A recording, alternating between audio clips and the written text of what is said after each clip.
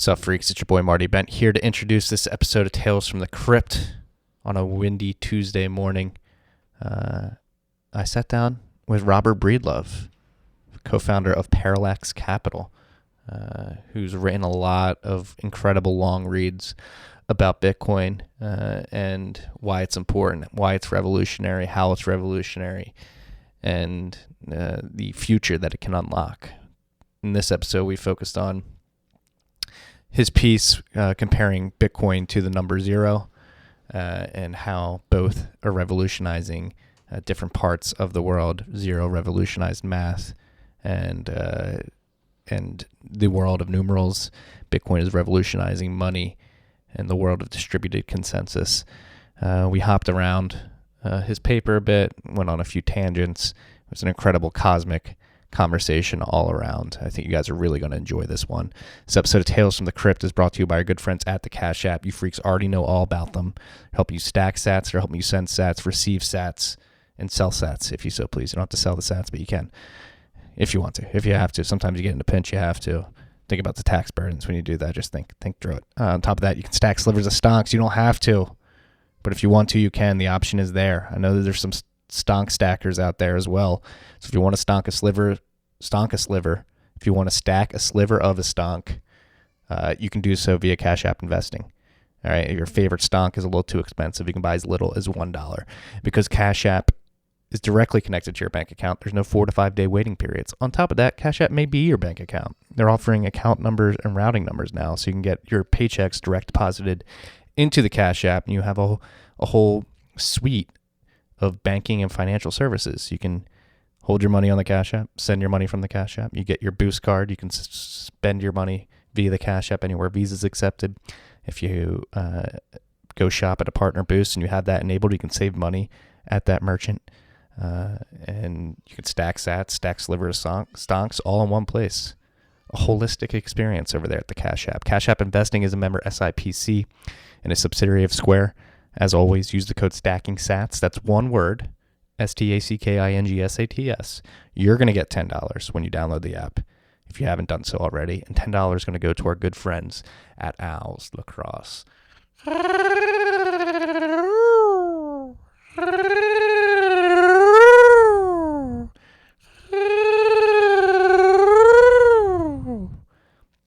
Wow, go help our friends out at Owls Lacrosse by downloading the Cash App and using the code STACKINGSATS.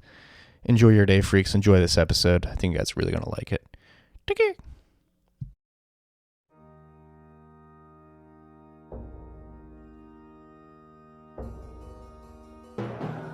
You've had a dynamic where money's become freer than free.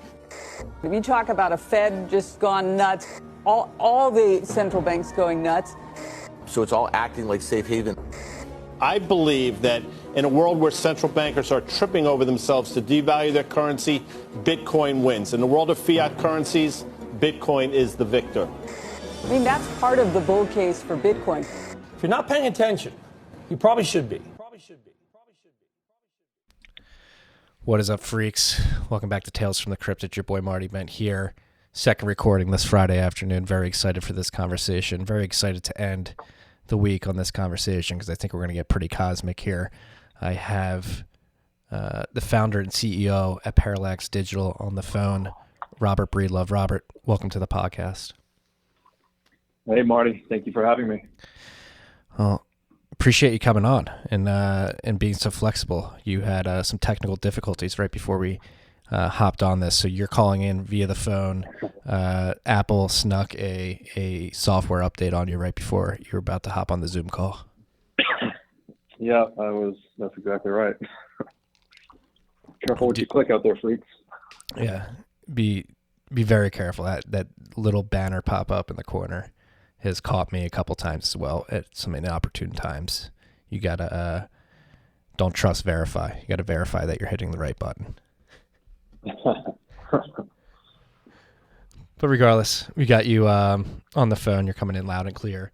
And yeah, we're here to talk about Bitcoin, how you found Bitcoin, some of the incredible pieces you've written, particularly how Bitcoin relates to zero as a concept and how zero revolutionized the concept of math and numbers and how Bitcoin's revolutionizing money. But first, before we get into that, how the hell did you get to Bitcoin and find yourself writing these long, intricate, fascinating pieces about the subject? Yeah, I had an interest in central banking actually way before Bitcoin. And I don't know, just growing up, I had always been, reading was my thing. So I'd always been very curious, reading a lot. And I'd stumbled across in my early 20s, A Creature from Jekyll Island, which is a great book kind of on the history and inception of the Federal Reserve, central bank here in the US. And I arrived at this, I guess, conclusion that central banking was really at the root of most or many problems in the world. And I remember getting, I think this was in 2005 or 6, I got many of my friends and family this abridged version of The Creature from Jekyll Island, which is like a 700-page book. So I got them this abridged version called Dishonest Money that's maybe 100 pages, like very easy to read, but captured the essence. And I gave it to all my friends and family for Christmas. And I'm like, hey, knowledge is power. Here's what's wrong with the world. Let's do something about it. And I'll never forget the response, like from the few that did read it. They just came back to me and were like, okay, great. This is a problem. I agree with you, but what can we do about it? And there was just this feeling of like, I don't know what to do about it really. I just thought awareness would kind of help fix it. So fast forward to like 2014, I had my undergraduate and master's degree in accounting. I've been a CFO for a number of tech companies. And I was on vacation in Costa Rica, actually, having an argument with a banker where his thesis was that digital currency was absolutely never going to happen, was never going to take hold. And my position was the opposite. I thought it was absolutely inevitable. But at the time, and I'll always kick myself because at the time I was operating under the fallacy that Bitcoin was version 1 and that version 50 would be the thing that, challenged central banking.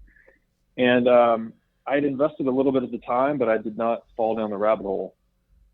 And always kick myself for that one. But then actually later on in 2016, in studying Ethereum of all things, and when I stumbled across the concept of smart contracts, and specifically Szabo's work on smart contracts, which was written in the 90s, my light bulb moment was the entire finance industry is a smart contract with people on top of it.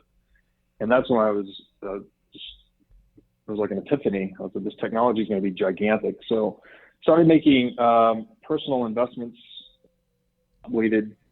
market cap weighted crypto assets, and where my money went, my mind followed, and I just fell down the Bitcoin rabbit hole, and over time have become much more of a Bitcoin rationalist or maximalist. The hero's journey. So between that, the time when you were handing out the abridged version of The Creature from Jekyll Island and the time at which you got exposed to digital currencies of Bitcoin specifically, were you, what was your mindset? Were you sort of pessimistic about the state of the world and the future of the world, or were you looking for these alternatives, or did you sort of just forget the subject and try to go on about your life the best you can, knowing or thinking that you may not be able to fix a central banking problem? I guess it's kind of a blended story. I never lost my libertarian roots. I've always held on to that very tightly. I think that, and I want that for everyone, right? I want everyone to kind of like maximize their own freedom. I think it not only creates the best outcomes for people, but it also creates the most fulfillment because, it allows people to sort of pursue what's most meaningful to them and create the most value in the world and for themselves in the process. So I've never lost that philosophical premise, but I guess I did, through my executive roles, I was like sucked up into fiat world too. I was making a lot of money and traveling internationally and doing all those things, had all those trappings that, you would think that many people think make you happy, but they didn't necessarily. But I guess the discovery of Bitcoin really has, and there's been an effect like this on everyone that really discovers it and goes down the rabbit hole, that it brings out these latent qualities in them, usually for the better, like, in terms of lower time preference or being more family oriented, health oriented, et cetera, et cetera. I think Bitcoin has definitely reinvigorated my nerdiness. Like, I read nonstop. I've started writing, which was, inspired by everything I've learned diving into Bitcoin. And I think it's better money kind of makes a better you, which, collectively leads to a better world. So I think it's really amazing that we can see that interplay in real time, right? It's not just this mirage future of like, oh yeah, if one day when we have a Bitcoin standard, the world will be better. You see it in individuals, like their lives changing in real time, which is just really fascinating. Yeah, Bitcoin changes you, then you change Bitcoin. It seems a little crazy to say at first, but then you interact with the protocol and attempt to stack as many sats as possible, and it just changes you just naturally. And it really has shifted my perspective on the world and how I view it. And it seems to be having that effect on a lot of people. And I guess let's dive into that. Like, why do you think that is? Is it simply the concept of lowering your time preference and thinking longer term? Is it optimism for the potential of a better future via a decentralized protocol? That is a really difficult question to answer. I will say that it seems at this point, and I think everyone that's in Bitcoin would agree, the rabbit hole is bottomless. And almost because money and the concept of exchange touches everything, it just seems to be like an inexhaustible teacher. So like if you just I always tell people to follow that rabbit. The rabbit is the question, what is money? Just keep following that rabbit and see where it takes you. And for me, that's what's, led to everything that I've been writing and such. And I keep digging deeper into history to try and see what is the answer to that question. Why is Bitcoin such a big deal? And this is off topic for today, but the latest thing that I've stumbled across that I'm really piqued my interest, reading more into it. I've been reading Maps of Meaning by Jordan Peterson. And first of all, his podcast, he does a great job of bridging sort of like psychology, mythology, and religion. He just kind of gives a good scientific foundation to mythology and religion, which is helpful for, I think, a lot of people that tend to be more empirically minded. And towards the end of his book, the book is amazing. It's very dense. Towards the end of his book, he starts talking about, of all things, alchemy. And today, us moderns, we always think alchemy is like a joke, right? Like, oh, those are the people that tried to make gold but never figured it out. But what it actually was, it was a group of people where the church was founded on the principle that Christ was like the final redeemer, so that all was known through Christ, that there was no additional redemption to be had by exploring the material world, by experimenting on material reality. But the alchemists forked off of this, and they said they thought they could find redemptive knowledge by experimenting in the material world. And it's really like a whole thing of worms to unpack, but in general, alchemy became a form of like proto-science because it was the alchemical methodologies that gave way to the scientific method. And this lasted for centuries all over the world. Like even Isaac Newton was a known alchemist. And he, like, the Newtonian model of the universe, which governed everything until relativity was introduced by Einstein, basically it had its roots in alchemy. So long short, and I just encourage you to read into it. It's just another rabbit hole in and unto itself. But the goal of alchemy, we always think was to produce gold, but it wasn't at all. It was to produce an incorruptible substance. And, you know, in my mind, I think Bitcoin is the first incorruptible substance humanity's ever had. So I don't know. That just resonates with me. It sounds like a really big deal, and I'm looking into it. No, it's fascinating, and I'm definitely somebody who has, I mean, this is the first time I'm hearing alchemy through this lens. It's always been that crazy study where, again, like you mentioned, scientists trying to turn other things into gold, but turning them into an incorruptible substance. Was gold just the best example they had of what they believed an incorruptible substance was, and that's why it's the example that people harp on, or is it just completely off base? Well, it's symbolic and in line, and they were actually trying to refine material reality. And there's a whole, let me just say, I'm kind of new to the subject here, but the other interesting thing about it, and thinking back to your original question of like, why is Bitcoin changing people? Alchemists found that in trying to refine material reality, they found that they could only, figure things out or establish the correct ritual or experiment by elevating their own morality. So it was sort of this recursive process where you're trying to refine nature to, be a better tool or substance. Basically, this, again, the early stages of the scientific method. But they found that very practice and process refining their own moral character. And they actually believed in the mind of like pre-scientific man, there was no subject-object duality. It was all connected.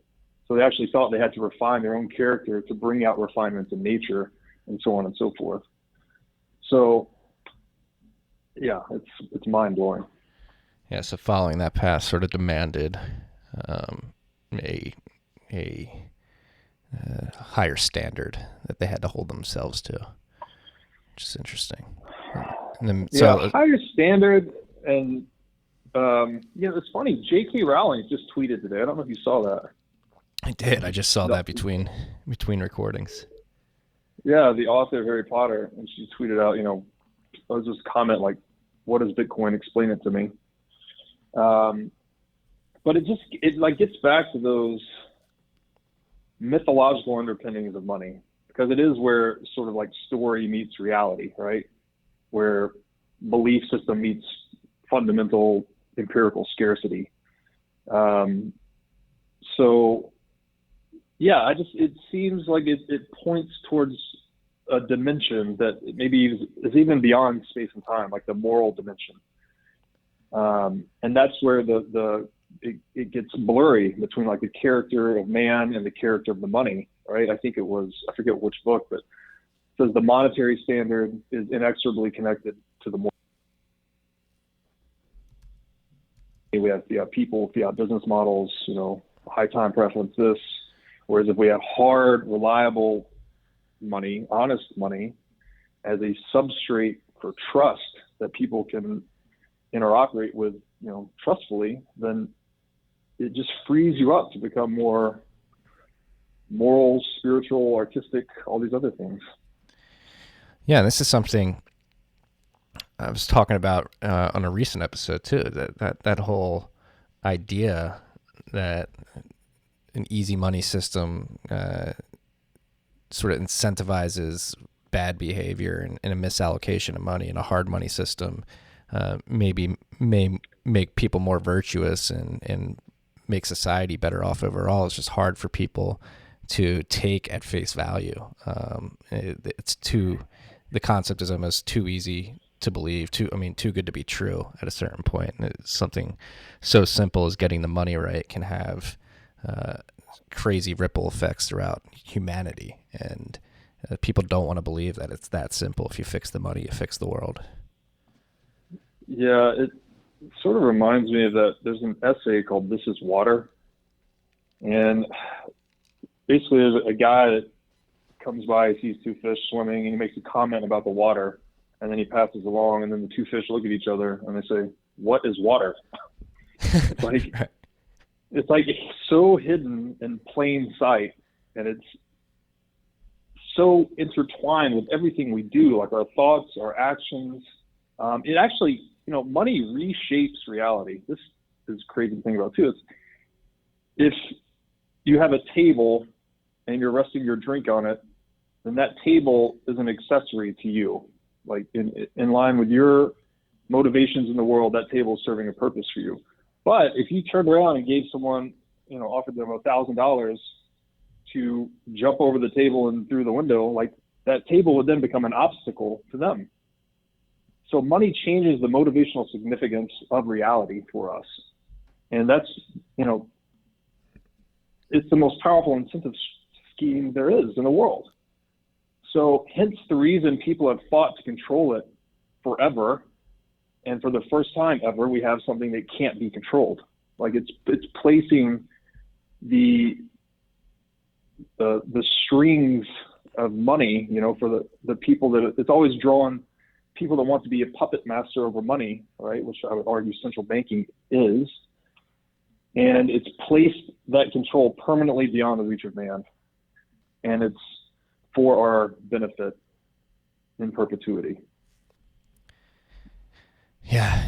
I mean, I would completely agree that central banking is, it is obvious they are puppet masters trying to micromanage an extremely complex system in the monetary system. And yeah, that's what history is. Like people say it all the time, history doesn't repeat itself, but it certainly rhymes, and history is filled with instances of governments or nation states or dictatorships or whatever it may be messing up the money, and then society sort of devolving into a chaotic, hedonistic shit show, which I would argue, like today, it's pretty easy to argue that is happening. It seems to be humanity on a wayward path due to the excesses that exist in our modern time. And I would argue, yes, it stems directly from central banking policy and modern fiat monetary systems. Yeah, I think if you look, gloss over a lot of history, but a super high level view is that we've progressed from, pure dictatorships, like in ancient Egypt, to more monarchical, to socialistic, to eventually capitalistic economies or modes of human organization. So the power among the social system has naturally been decentralizing over the course of history. And I think the latest expression of that is what we have in Western civilization, right? Is, we call it democracy, but basically it's free market capitalism, I think, is the foundation of that, which is based on sound and reliable rule of law, private property rights, and hard money. And when you violate any of those, you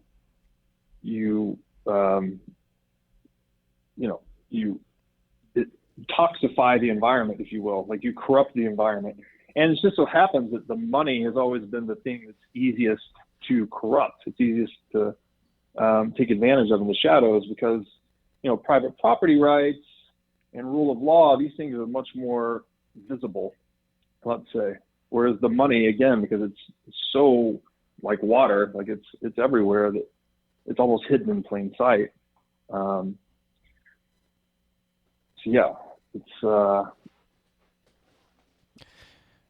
crazy. Yeah, it is. And so let's dive into it. And now that we have an uncorruptible money, how does that change humanity? Do we have a situation where we have like a new Atlantis rising, metaphorically? You say in your piece that many believe that Bitcoin is just one of thousands of crypto assets, but you would argue that it's not. It's the same way that the number zero is just one of an infinite series of number. In reality, Bitcoin is special, and so is zero. That's how you start your piece. Well, why is Bitcoin special, and how does this change us moving forward? Yeah, so in that progression, I think Bitcoin really, I like to distinguish between central banking, which I call monetary socialism, and Bitcoin, which we can call monetary capitalism, in the sense that it embodies those three cornerstones of capitalism, right? And it's an inviolable property, right? You hold your keys, you hold your coins. The laws, code is law basically on the Bitcoin network. Consensus is law, and then it is hard money, right? So in that long progression, man has moved closer and closer to truth. And if we think of truth in the form of provides the most utility, that's what free markets do, right? They generate new innovations, which are our best attempts at solving problems in the real world, and they generate prices that, as we say in markets, price is truth. So in that sense, I think Bitcoin just is that. It's very different in that it's almost like the capstone of capitalism. It may be seen as, the greatest innovation we've ever had. At least as big as the internet, as, many of us believe, probably a lot bigger. So in trying to answer that question, though, because the one question I have found difficult to sum up is when people say, why Bitcoin? I know very smart people ask me, what makes Bitcoin any different? There's thousands of these things. It's just open source software. It can be copied, pasted. How do you know which one's going to win? Which I think is, first of all, it's a smart question if you look at the world today. I have these national currencies everywhere. Like, no one understands how they work. What makes you think we're going to have one, crypto asset versus the many hundred national currencies we see today? And this paper was basically started out as an answer to that. I wanted to explain why Bitcoin is fundamentally different from all alternative crypto assets. And in searching for that analogous concept, I landed on the number 0. Yeah, and it's fascinating. Like, I never thought of the uniqueness of the number 0 until you wrote your piece, and how profound of an innovation just that simple circle added to our numerals meant for society at whole, and how it sort of changed the way we look at the universe and interact with it, particularly. And that's you were talking about looking at the history of alchemy in the beginning of the episode, but that's another incredible. You dive into a bunch of history here, from ancient India and Cambodia to Buddhism to Greek mythology, history of the church. You pulled on a lot of threads here. I've found a lot of my inspiration in seeking ancient wisdom from Taleb. I think he's just done an amazing job of blending modern knowledge with ancient wisdom to, produce all of his inserto and all his great writings. So I guess, just trying to answer those questions, you almost have to really look deep into the past. And that just, to me, that's a reinforcement as to how big of a deal Bitcoin is. Like, you can't just look 100 years ago and find an adequate example. You can't even look 500 years ago. You could say maybe double entry bookkeeping, and this is triple entry bookkeeping, that big of a deal. But I think it's even bigger than that, frankly. Because, again, if you look at all of history, we've been fighting over the money for all of history. So now we have something that really honors individual sovereignty and mitigates state power. Yeah, and it's powerful. Going back to like the natural question that people have, like, if we have thousands of currencies on a global scale, different currencies for each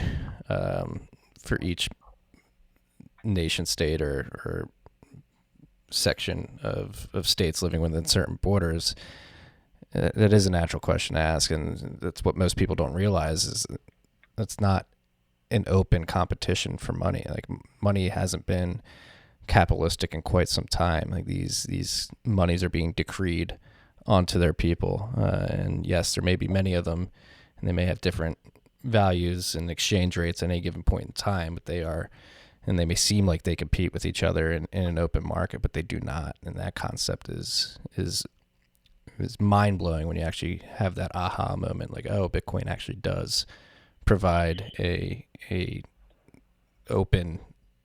provide a currency that actually does compete in the free market with these other currencies, and its incorruptibility may prove, and I think we both believe will prove to be superior to these fiat currencies that are forced on people. Absolutely. Fiat currencies today, which they're just regional monopolies or pyramid schemes constructed by the central bank that has jurisdiction. And at the base of that pyramid is gold, right? That's what central banks are settling with one another in with finality. If they want to extinguish a debt with finality, they demand gold. That's the only form of money that has 0% counterparty risk. It's 100% equity, 0% debt, the final extinguisher of debt. And so to really get to how we got to today, you really have to understand why gold became money. And that's where I get frustrated with Dalio. He doesn't even go first principles on that. He's like, well, this is what banks have always done, and gold had intrinsic value. He doesn't go deep enough because, as we know, intrinsic value is bullshit. When I try to answer that in a nutshell, I say historically, money arises in a society as just the most tradable thing. Whatever is the most tradable thing becomes money. And historically, there are 5 traits that sort of define what makes something tradable.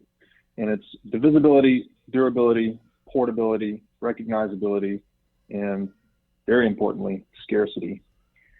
So historically, monetary metals best fulfilled those 5 traits. And of the monetary metals, gold was the most scarce. So that's why gold became money. In the game of money, gold is the Schelling point because it's the most secure strategy to employ when you're playing the game of money in which you cannot trust other players, right? It's this game theoretic backstop, if you will, to what money is. So that's what made gold universal money historically. And then so if you look at it through that lens, we can then look at Bitcoin. And since Bitcoin is just pure information, it basically maximizes divisibility because information can be infinitely subdivided and recombined at virtually zero cost. It's infinitely durable because information, especially when stored in a distributed fashion, it does not decompose. It's infinitely recognizable because that's what we are, right? We're harvesters of information. The written word is the most discernible objective substance that we have. And it's portable. We know information is portable clearly thanks to telecommunications. And then, finally with Bitcoin, the genius is that Satoshi was able to connect thermodynamics and sort of a human self-interest element to make it absolutely scarce. So you can't be more scarce than Bitcoin, right? It just maxes out all these traits of money. And when you see it like that, and historically, all human action expressed through free markets has zeroed in on the money that best fulfills these 5 traits. And now we have a money that perfects them for all intents and purposes. That, to me, is there's the light bulb for Bitcoin. Right. And again, I feel so fortunate to have had this light bulb go off at this particular point in time in Bitcoin's existence for me, because it's so early and people are so hypnotized. What's the word I'm looking for? They're so stuck in their ways and they just believe the world works the way it is and there's no new way to do it. But this, again, the humanity, modern humanity, has the ability to get back to a sound monetary system via Bitcoin, and the implications of how that affects humanity are going to be massive. I mean, I'm witnessing it firsthand alone with the mining company that I'm working for, Great American Mining, and it's something I want to posit to you too. I don't know, Satoshi did definitely think of these design decisions very very hard and made some incredible design decisions. But like, do you think even he could have foreseen the sort of secondary and tertiary effects of the network and what it has on humanity outside of the protocol, right? So we're using waste energy that would otherwise be wasted to make this network run, and that's creating efficiencies across the energy sector. Like, do you think he even could foresee that? I really don't know if he could foresee that, but you're touching on something great, and I not enough people talk about this aspect of Bitcoin, because the entire purpose of the world economy is to make us more collectively energy efficient, right? That's why we trade. That's why we burn fossil fuels. That's why we innovate. We're literally just trying to find a way to accomplish greater results with the same or less efforts. That's the whole game, right? And now, Bitcoin mining so brilliantly created this perpetual global bounty program for unused and underused energy assets. So it's like it converts the game theoretic race to the bottom associated with fiat currency, in which central banks race to devalue their currencies into worthlessness and acquire assets along the way, into a new game where we have a race to the bottom in terms of energy prices. So actually, we've given this perpetual incentive to everyone forever to seek out and find better ways of producing cheaper energy. And that, the knock-on effects of that they're unimaginable, right? If we could drill down and make energy so abundant and so cheap, our cost of living would plummet. Like, who knows how low it could go, right? We work 40 hours a week now in the US, that's the average. It could go to 4 or less, who knows? So yeah, you're back to having to look at things at a very first principle basis to understand the profundity of it. And as far as what Satoshi knew or didn't know, I mean, clearly the guy was, or gal or team was a genius, but I don't know how much, this is such like a positive black swan event. I don't think even he could have foreseen all of this. No, like, it's like, again, just because of we're products of the time that we live in, and we can only reference our experiences on this earth up to this point. Like, it's so hard to fathom how that even changes. Like, what do we do in a world if this all becomes as massively successful as we hope it can? What do we do in a world where people only have to work 4 hours a week? And what does humanity look like? Like, are we just building beautiful things and enjoying our families? Are we going to space? What does that open up? Like, how much getting people out of the hamster wheel and into things that they actually want to do and enjoy? How does that change the structure of the way humans cooperate? No, it's impossible to foresee, but I just think in general, when people can live their lives under less duress, they are naturally inclined to seek out more meaning, right? Whatever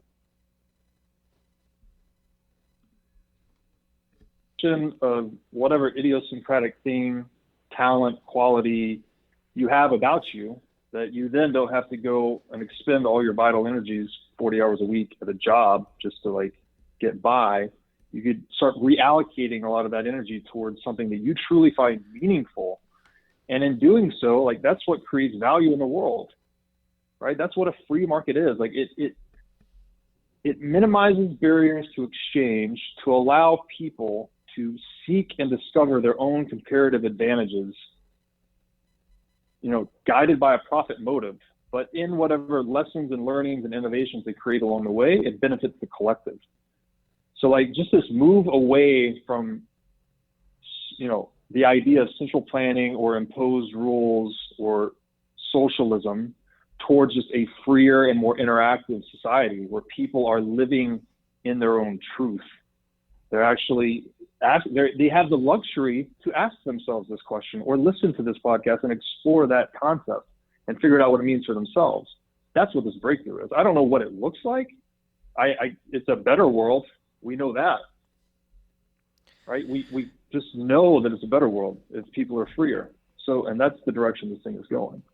Yeah, and it's massively necessary right now and needed in the world, because just think of how many people are sitting in cubes around the world doing stuff in Excel that really doesn't need to get done at the end of the day. It just helps a society or a machine, a market machine that's being manipulated and depends on continuous conspicuous consumption. You're sort of just feeding into that, and a lot of people are living soulless lives, like what was it, Mark Twain, most men live lives of quiet desperation. It feels like that number has been rising more and more as the consumerist society has sort of peaked here in the beginning of the 21st century. It's necessary. It's a weird time when you have 40 to 60% of Americans unable to afford a $400 emergency expense without using a credit card or something like that. Like, that's not a situation in which you want your society to be in. It seems like a very fragile state. Absolutely. And, you could zero in on that notion, actually, just on central banking monetary policy, right? Like, just to establish what will the supply of money be and what will it price? Well, how will it be priced, the interest rate? How many armies of people and countless human hours and analysis pouring over their every word of central bankers, what they're wearing, what their body language is, like, all to try and arrive at this conclusion that Bitcoin has already established. It's there. The rule set is out for everyone to see it. No one needs to look at the rules and see how they're changing over time and how this political agenda might influence that political agenda. You don't have to even look into the opacity of the complex system that is central banking and the macroeconomy to understand what the rules are, right? It's just 21 million. Those are the rules forever. And, another thing Mark Twain said, he said, to make a man covet something, one needs just make it scarce, right? Or hard to obtain. I think maybe he said hard to obtain. That's what Bitcoin is. We have cracked the nut on absolute scarcity in an unconfiscatable format. Like that, it's just such a gigantic breakthrough that it's hard to get your head around. Yeah, and so in what ways do you think we could fail at this? Do you think we could fail? Do you think the Pandora's box has been opened? There's no putting this back in. I argue very strongly in the piece that absolute scarcity for money is a one-time discovery, a path-dependent event, essentially, that you can't put the proverbial genie back in the bottle. So, and when you kind of go through the piece, I believe this to be true, that you can't, how do you kill the idea of absolute scarce money? It's out. Even if, and of course, looking forward, you're always vulnerable to black swans forever, because there's always unknowns. It's just unavoidable. So could Bitcoin fail? Sure. There could be some, whatever, I don't know what, some black swan, take it out. But how do you kill the idea of absolutely scarce money? It just seems like that is really taking root now, and it's germinating quickly. When I published this piece, I've had people from all over the world contacting me, like, thank you, this is such an eye opener. It's been translated, has been translated in 5 or 7 languages. So it's just been, I think the idea is out. I don't know how you would ever put that away. As far as, what that would look like if Bitcoin was black swan out of existence, how would absolute scarce money remanifest itself, I'm not sure, but I think it would. Yeah, no, I completely agree. Just had to play devil's advocate there, but and you say this in the piece too, only unstoppable ideas can break otherwise unmovable institutions. And so let's jump into the concept of how zero brought down the church. and Bitcoin's bringing down the church that is the Fed and modern central banking. Yeah, so I make reference in the piece. This is referring to the old Catholic Church, what I call the church. And their worldview was basically premised on some teachings of Aristotle.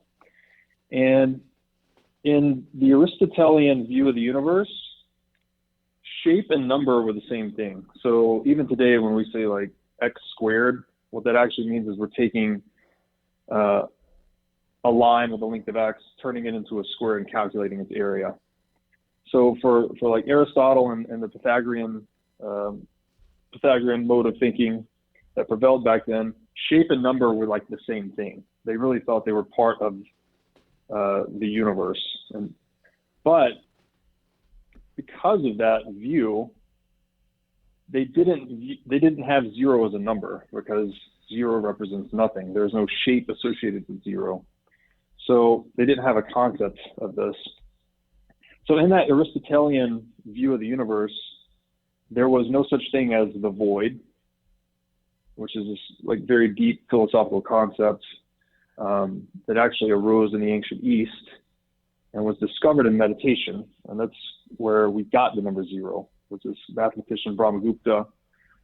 He said, the absence of a number essentially is a number. And he discovered that in meditation, that's to me is mind blowing.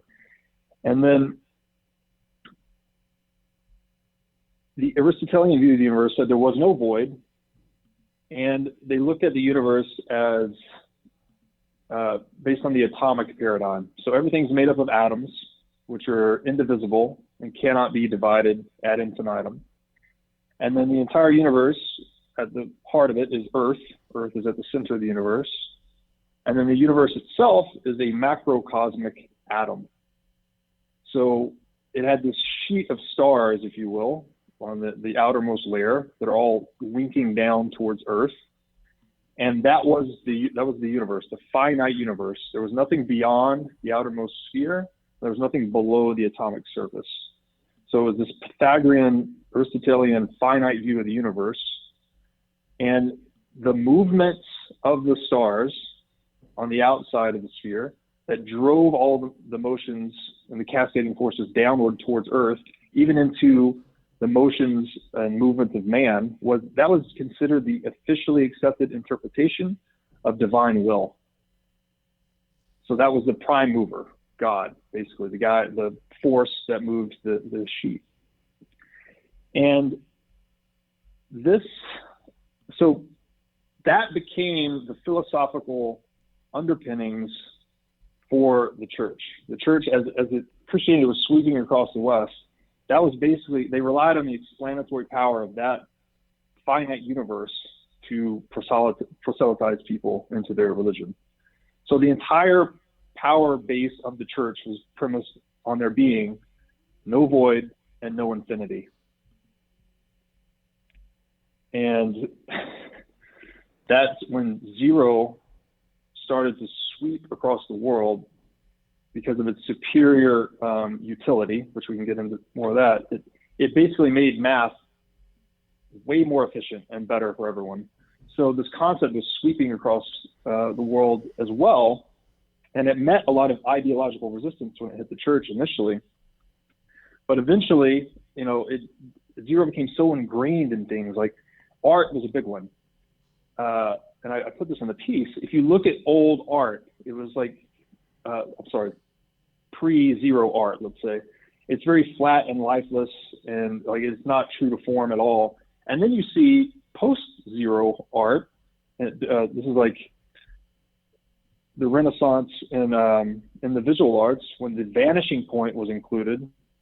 That gave things like much more spatial proportion. Like it just looks real when you include the vanishing point in art. You'll know this when you see it. It's the the point out on a horizon, essentially the vanishing point. And that, once it became ingrained in art, it started to really propel itself across the minds of man. And eventually bishops in the church started calling assemblies, and they were questioning, like, this doesn't make sense. If God is omnipotent this is one of their questions, for instance. They said, if God is omnipotent, then he could move the heavens, that finite universe, he could move them in a straight line. But if he did that, then what is left in the wake of that universe, and through what substance is it moving? So, like, the Aristotelian philosophy started to crumble under its own weight, because either God was not omnipotent because he couldn't move the heavens in a straight line, or there was a void or a vacuum left behind the universe as it moved, if you moved it in a straight line. So the whole thing started to crumble under its own weight. At the same time, while zero was being used, in a world enriching itself on commerce, people needed a zero-based numeral system that was quantitatively faster, qualitatively better, and less prone to error. So you had this confluence of factors that just really broke the church. Yeah. And it's crazy how powerful the church was at this point too. And once something like zero comes to the world and starts to proliferate as an idea, and sort of shines a light on the fact that the emperor may not be wearing any clothes, and the Wizard of Oz may not be as omnipotent and powerful as once thought. And Bitcoin is certainly doing that for central banks, especially in an environment like the last 12 years where you have the Fed specifically setting these projections, doing very drastic things to attempt to keep the market in a state of stasis, let alone growth. And people are starting to question, especially as it's becoming clear that their recent market interventions have not been as successful as they claimed they would be when they started doing QE and stuff like that. People are beginning to question, and then Bitcoin does provide that idea that they can sort of flock to as well. Yeah, if you really boil it down, Bitcoin is an automated central bank, right? So it's establishing account balances, handling international value flows, and maintaining monetary policy. That's all a central bank does. So we now have open source software to do that. We don't need central banking anymore.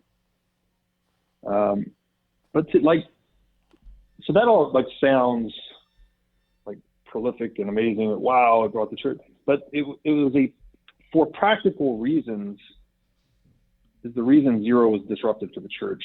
And to kind of just really touch on the functions that zero brought to the numeral system and the reasons it outcompeted.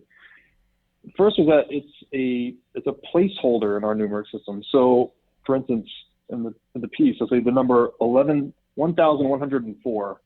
If you didn't have a zero, which represented nothingness at the tens place, the tens order of magnitude, that number cannot be represented unambiguously. Is it 1104 or is it 114? And as silly as that sounds, there's tons of ancient cultures used to operate with that ambiguity in their numeral systems. And you just had to figure it out based on context. Like if they were talking about, 1,104 apples or 114 apples, you just had to figure it out based on context. So that was a big breakthrough. That zero gave all the other digits much more.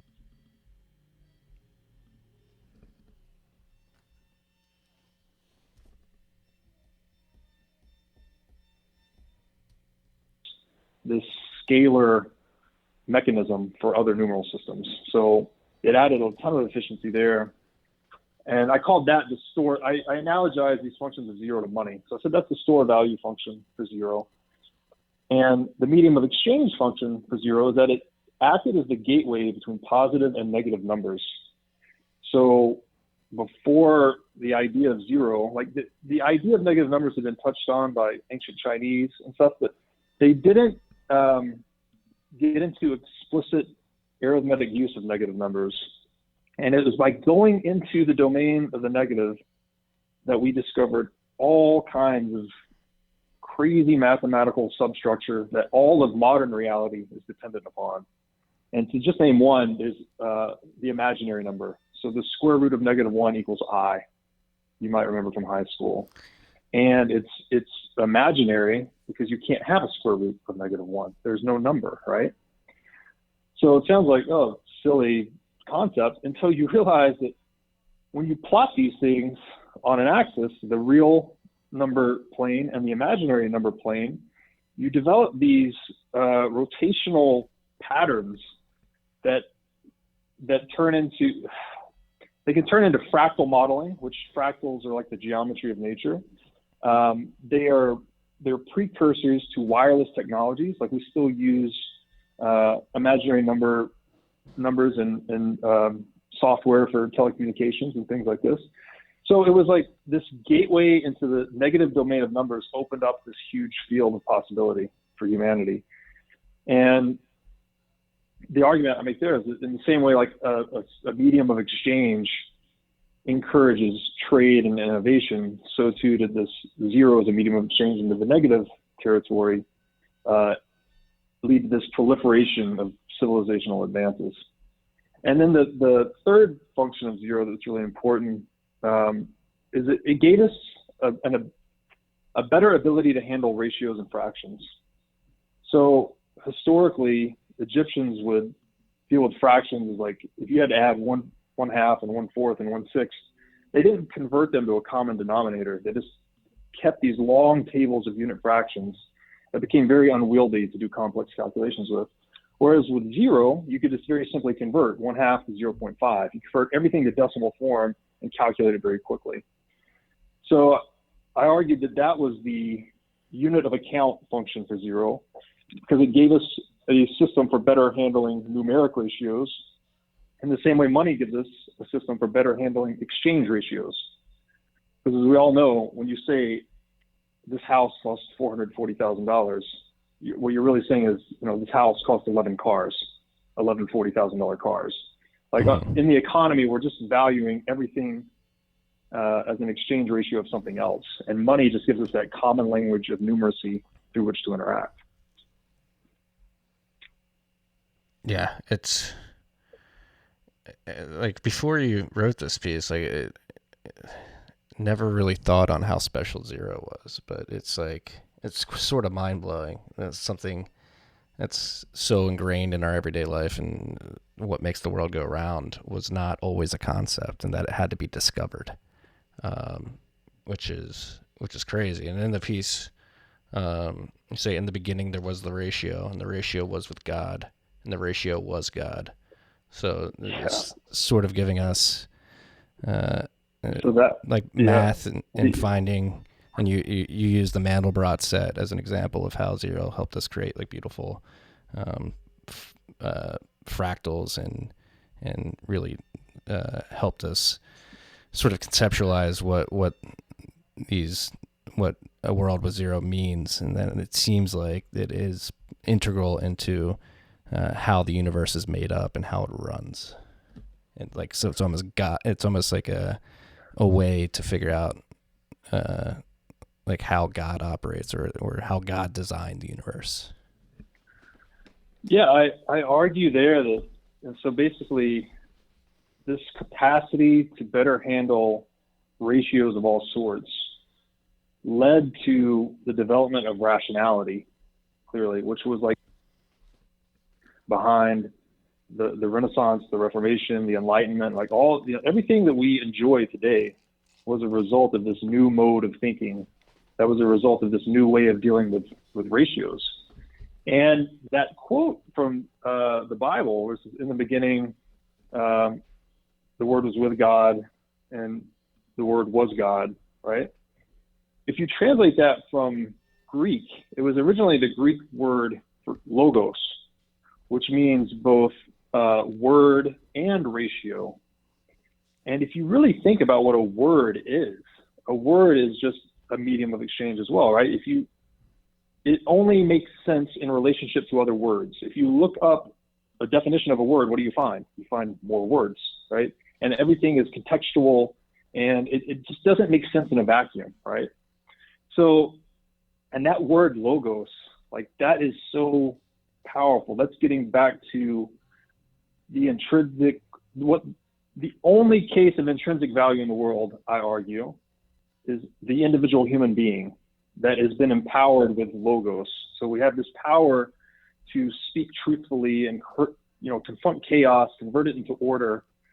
And that's kind of the divine spark within us all that really Western civilization actually does honor. So which we've come a long way. Like in the US, we have innocent until proven guilty.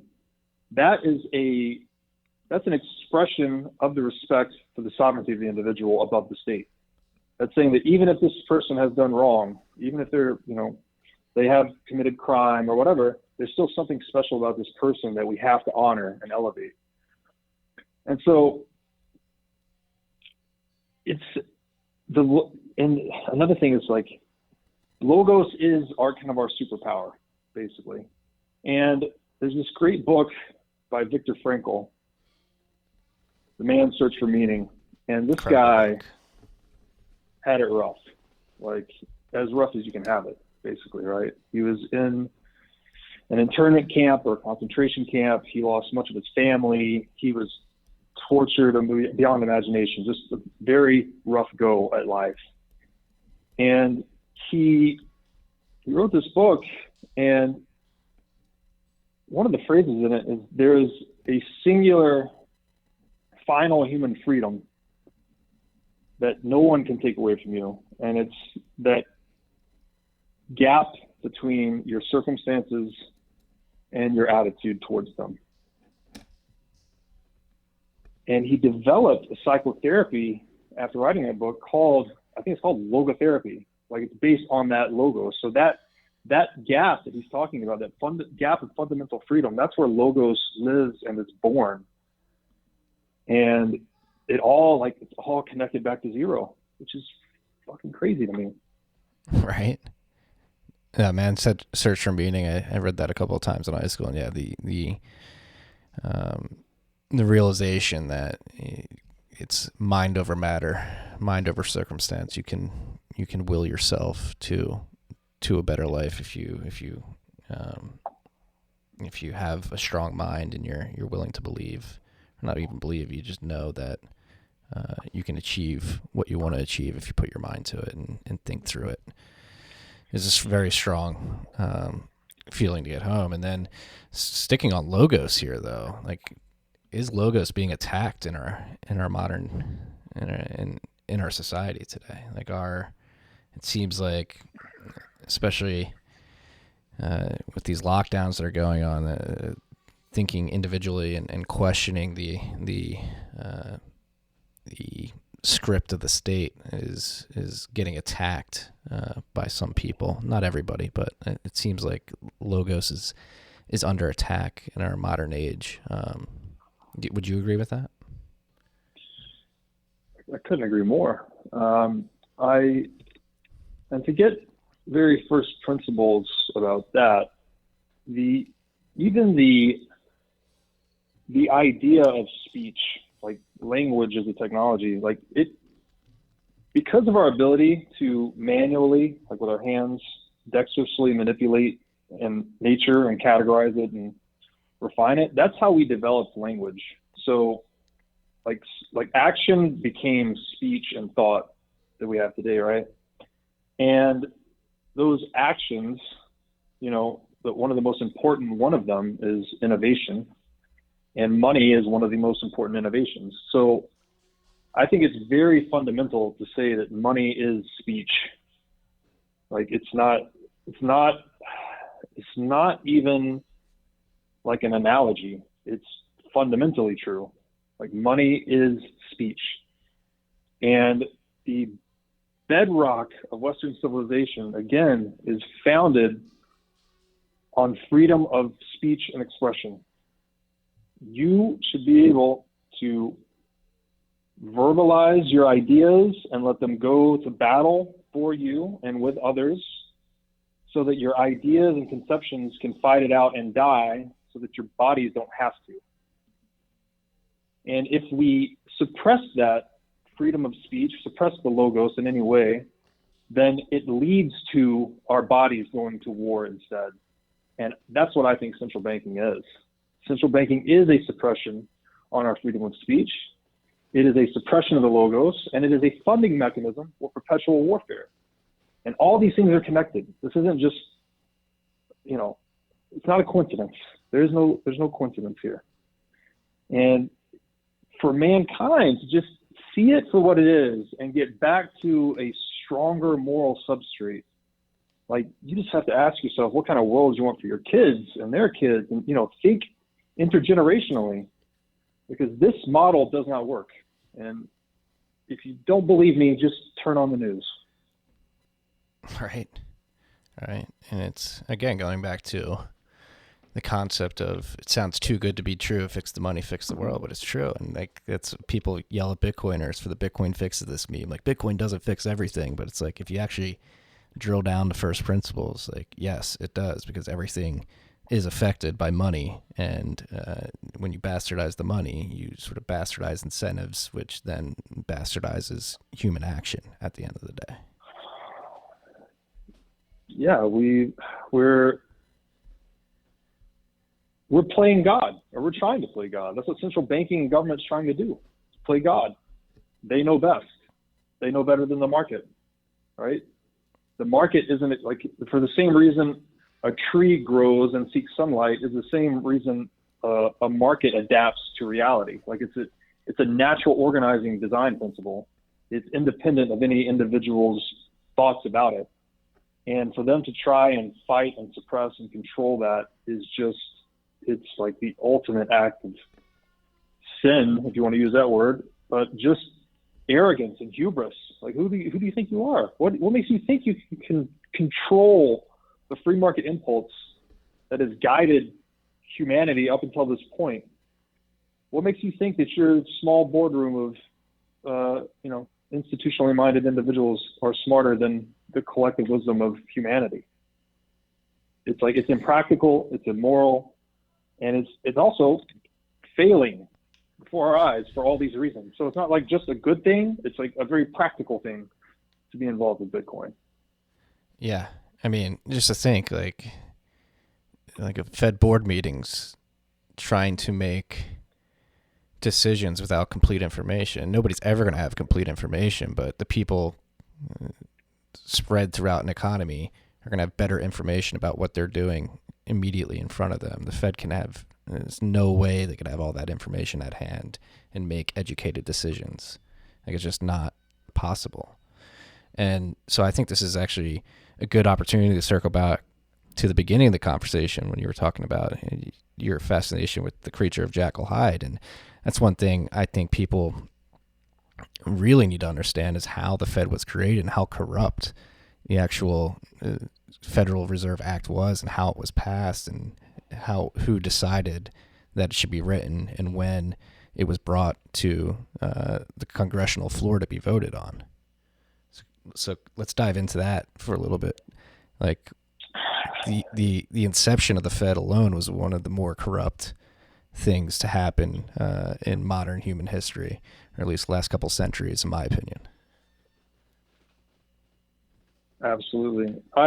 So again, to really try to approach it from first principles forward, I like to analogize the free market to a distributed computing system.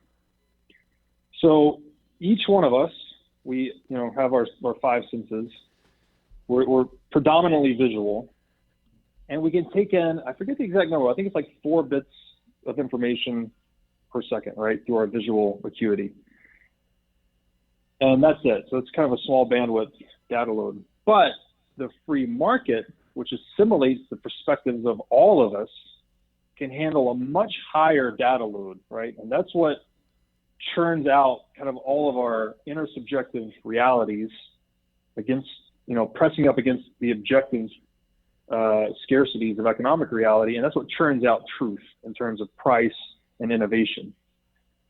And to think that you can take that distributed computing system and outperform it by installing 100 people, it doesn't matter, 10,000, pick your number, anything less than the intelligence of all of humanity, into a central bank boardroom and say, these guys know better.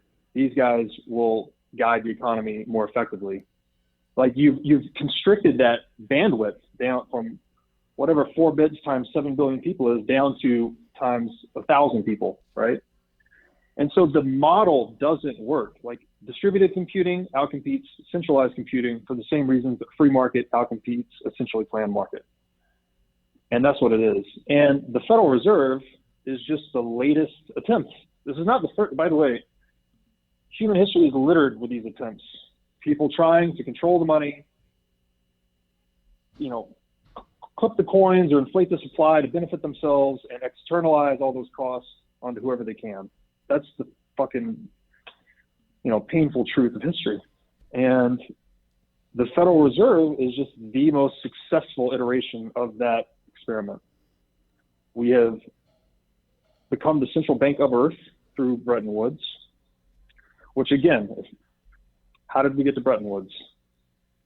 There's a war, right? World War II. Every time Nazi Germany invades a country, first place they go is their central bank. They seize their gold because that's what war is about. Money is the means and ends of all warfare. So every time Germany invades a country, they go straight to the central bank and seize their gold. Well, European countries start to wise up to this and start shipping gold into North America as a geographic safe haven from this Nazi plundering. And eventually, enough gold lands here in the U.S. that the United States steps in, finishes off the war-wearied opponents, and then declares himself victorious and holds the Bretton Woods Conference to rewrite the rules of the economic order such that we are the central bank of the world. The dollar's pegged to gold, and all of you guys are pegged to our dollar, thereby giving the United States and the Fed absolute control, essentially, of the global economic order.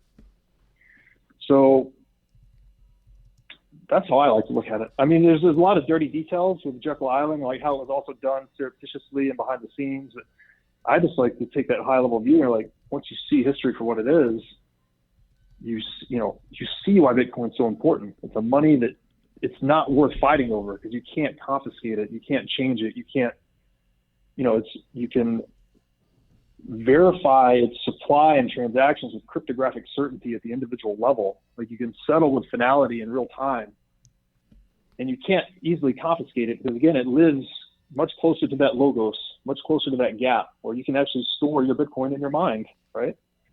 Or in your own local circle of trust, right? Your family or your business or whatever's applicable. It's just infinitely more flexible, and I think it just shatters this model that we've seen incarnation after incarnation of throughout history, and of which the Federal Reserve is the latest and greatest, or worse, I would say. Yeah.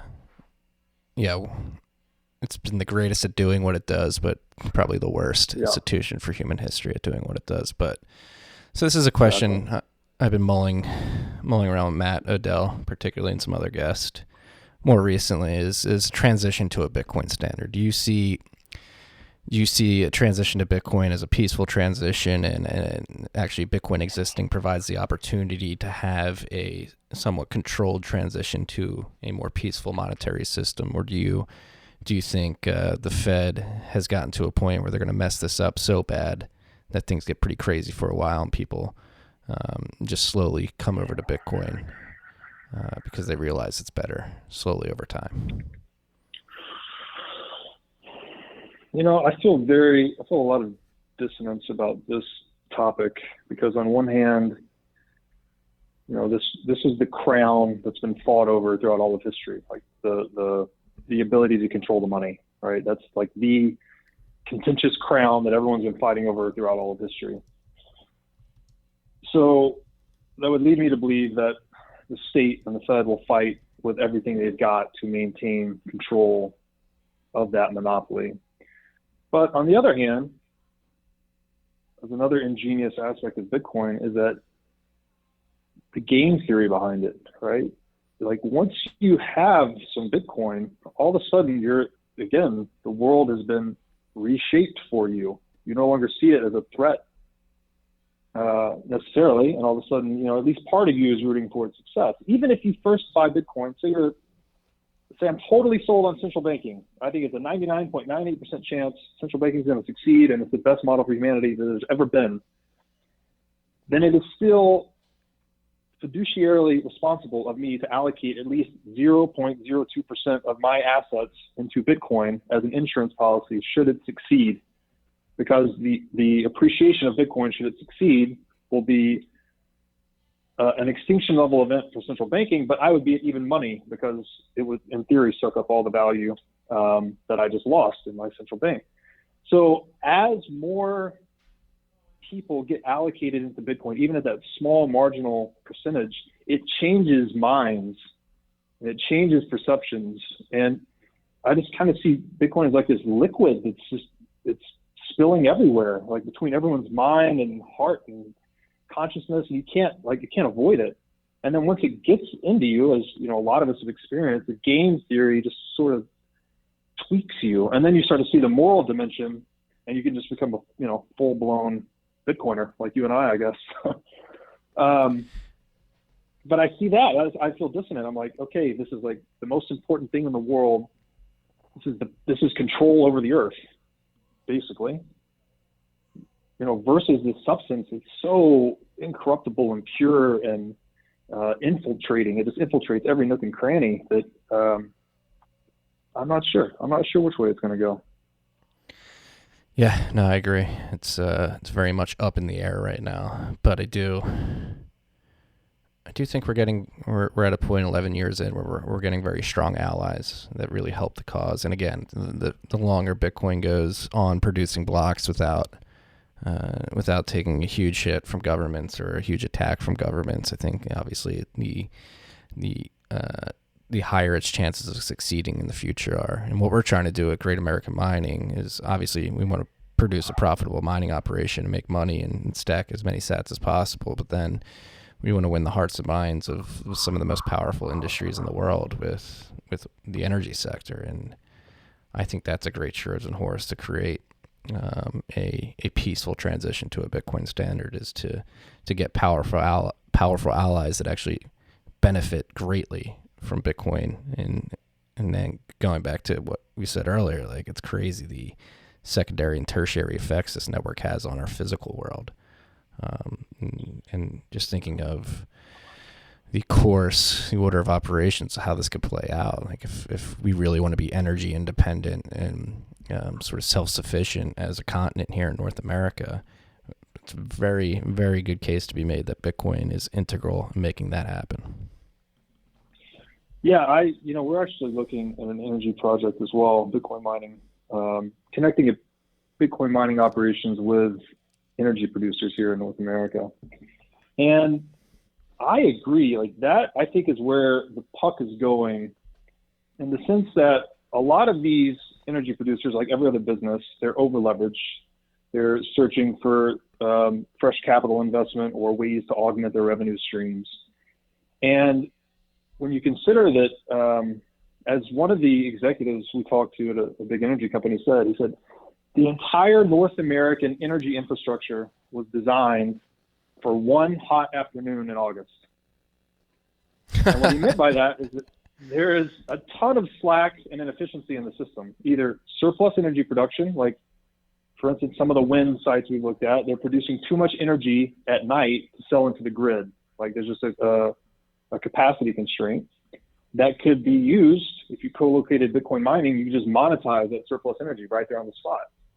And then at the other end, it's just when there's excess capacity, you can use that to mine Bitcoin as well. So it seems to me like there's a match made in heaven there, where you have these over-leveraged, inefficient energy producers, and this, Bitcoin is the energy buyer of last resort, that you can just co-locate in, basically unlimited configurations. You can do Bitcoin mining any way you want, right? You can do it at the source, you can do it through a substation, you can do it at a data center. It's so nimble. Again, it's like a fluid just leaking into all the nooks and crannies, that I really think that's going to pull a lot of hash rate to North America. And then that changes the game, because then all of a sudden you have energy producers able to monetize their energy directly. And all of a sudden, why do you need a bank? As one of the founders we're working with, he has this really interesting vision. He says he thinks that energy companies are the banks. Energy companies of today are the banks of tomorrow. Because if you can monetize this energy directly, you could offer some financial services which are very commoditized around it. You could effectively be your own bank, independent of the banking network. And that too could be the kernel for kind of a closed loop Bitcoin economy, where you have Bitcoin miners being paid in Bitcoin and energy producers receiving Bitcoin and everyone's holding.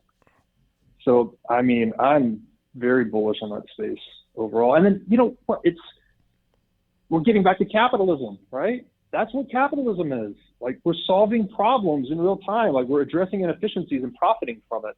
So we're getting away from monetary socialism through Bitcoin, monetary capitalism, and getting back to like our free market roots as a species. And that's a beautiful thing.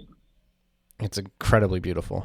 And I completely agree. And that's something I say a lot and bring up a lot in conversations with people when I'm explaining what we're doing at GAM. Like, there's going to be a moment in time where there's a huge flip where the energy producers get so comfortable with Bitcoin mining and sort of understand it that, yes, they don't sell the Bitcoin anymore. And maybe they even demand to get paid in Bitcoin. And when you think of how part of how the dollar cements its reserve status in the world today via the petrodollar, and the fact that everybody has to go convert their currencies into US dollars to buy oil, it is crazy not to think that this will happen, and that Bitcoin won't become the reserve currency, because it'll just be the currency of the energy producers. Like, we have a theory that Bitcoin miners may flip the script to become the energy producers of the future if they're smart with their operations.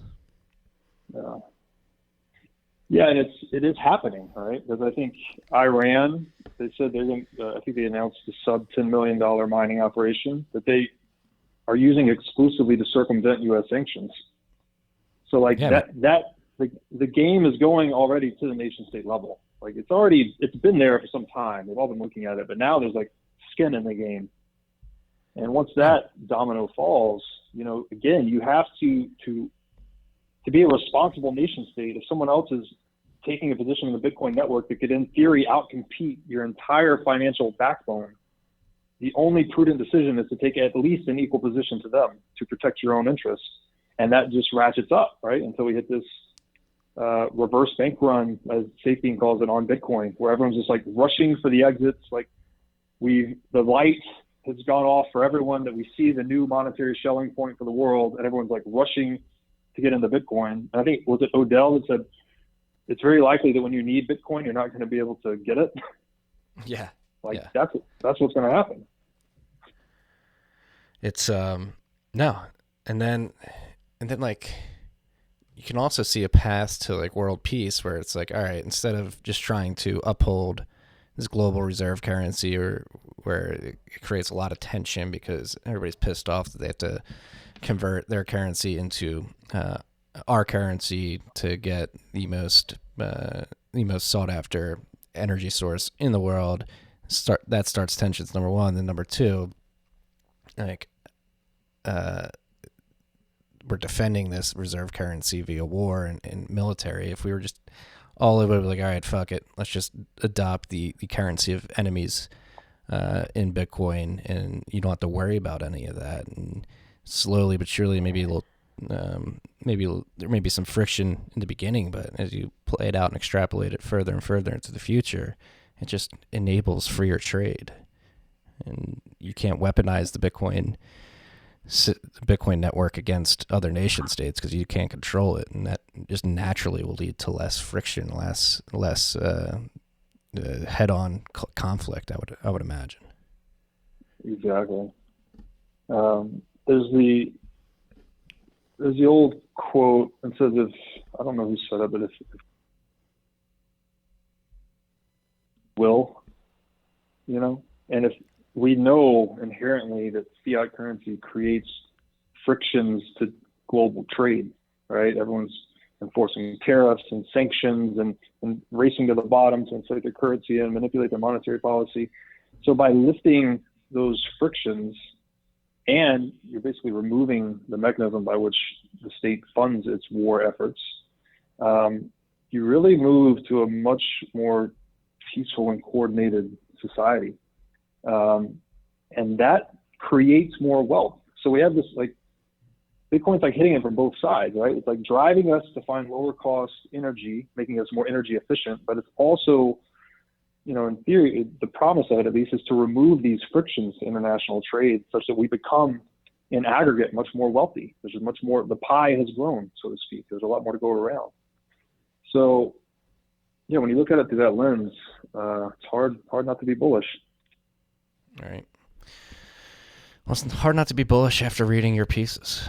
Thank you for writing them. Thank you for putting some skin in the game and putting your thoughts out there. That's the other beauty of Bitcoin, right? It's so raw, so new.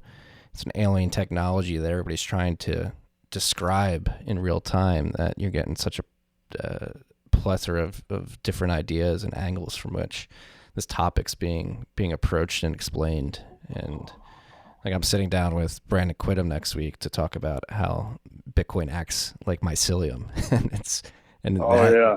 that whole stream makes a lot of sense too. It's crazy how like network theory applied to Bitcoin and other types of networks. It's crazy that you can describe Bitcoin in so many ways and have it make sense. Yeah, Brandon's awesome. He's been a huge influence on my thinking. That the decentralized network archetype, like, it's fundamental to nature, right? If you look at the universe, its galaxies are clustered in that type of structure. We have the mycelial network, which is like the organic internet, and then we have now the internet. And our brains, we all share the same structure. It's truly fascinating. Like, his work to get first principle biological perspective is the best. And then, for, like, again, here in the U.S., I just wish someone would step out on the Senate floor and say, look, we messed up. Monetary socialism, just like total socialism before it, is failing. It's failing all of us. Let's get back to the roots of what, the idea of what America was founded upon was free market capitalism, right? And free speech. And that's what Bitcoin is, man. It is free speech in an unstoppable free market capitalistic technology. And it automates away the need for a central bank. And, like, someone just needs to, it's not like it's a difficult truth to, once you see it. I think it takes a lot of work to get there. There's a lot of layers to peel back and really see it. But once you see it, you're just like, oh, we're just getting back to our free market roots, which is the sole generator of everything good in life, right? Like, all the truth, all the innovations, all the luxury we enjoy in the modern age is a result of free markets. So I just wish someone would get on that Senate floor and say, hey, let's switch from monetary socialism to monetary capitalism with Bitcoin. They'd get shot on the spot, probably. It's crazy. That's another reason why I'm optimistic in Bitcoin, because I don't think that's ever going to happen. Like, I don't think it's going to happen via DC. Like, it's got to happen via Bitcoin or systems outside of it. Maybe it could happen in DC, but I'm not hopeful. I mean, the people, the swamp, the people that make up our government, our federal government specifically, they're not incentivized to listen to that and actually act on it. There's a few within the federal government that do believe that and fight for that, but I think the powers that be and the centralization that has occurred in that system, particularly that level of our system, is maybe too far gone. But maybe I'm just too pessimistic. No, I agree with you, actually. And it does have to occur bottom up, as with all natural systems. But I think there is an inflection point where, maybe today they don't have the knowledge or the skin in the game or the incentive to speak out on behalf of Bitcoin. But that time could be ahead of us. And I think, actually cannabis provides sort of an interesting allegory for that, because that was a bottom up thing, right? Communities are like, F you, we're going to grow cannabis. And then eventually states are like, well, they're doing it, we might as well tax it. And then federal government's like, initially seizing and raiding and burning all these cannabis crops. And then eventually like, all right, well, we'll just let the states do what they want. Like, if enough people, like, enough people decide to move a direction, you can't fight the tide, so to speak. And, I agree with you that no one at that level today, maybe Ron Paul, I'm surprised he's not pro Bitcoin yet. But no one else has the incentive or the wherewithal to speak on its behalf. But in another 5-10 years, if all these things play out, as we see Bitcoin becoming integrally connected to the energy infrastructure, and we know the government's like. I put this out the other day. I said Bitcoin's not the only thing that's gone parabolic in the past decade. The M1 money supply, U.S. federal debt, these things are all full-on parabolic over a multi-decade trend. That's like the U.S. government and other federal governments are going out of business effectively. Like they can't keep monetizing their debts now that people have an alternative, right? So I think the incentives can shift very quickly. Yeah, I like that thought. I like that optimistic thought. Yeah, and think about specifically the parabolic moves in monetary base and debt. Like that has to collapse. It's not like it can't go straight up forever. Like, it just has to collapse under the weight of itself at some point, and maybe soon. I'm very interested to see what the next 6 months look like. Shutting down the economy, printing a bunch of money. The milestone we look for there is in 2022, the interest expense on the national debt in the U.S. will exceed total tax revenue. So if you could imagine, you make $100,000 a year, but you pay $120,000 a year in credit card interest. Like that's the situation the U.S. government is in. It can only go one direction from there. Yeah. We fucked up the money real bad. Oh, yeah.